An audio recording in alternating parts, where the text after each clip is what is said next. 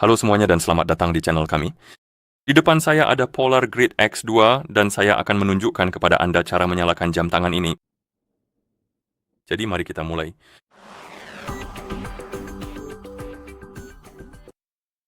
Jika Anda ingin menyalakan jam tangan Anda, ada dua cara yang bisa dilakukan.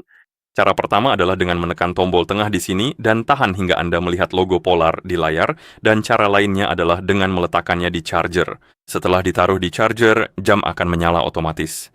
Saya akan tahan tombolnya, lalu lepas saat logo muncul dan tunggu booting selesai, biasanya sekitar 5-10 detik atau sedikit lebih lama.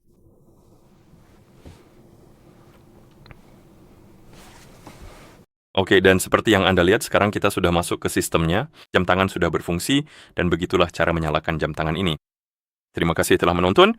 Jika Anda merasa video ini bermanfaat, silakan pertimbangkan untuk berlangganan ke channel kami dan memberikan like pada video ini.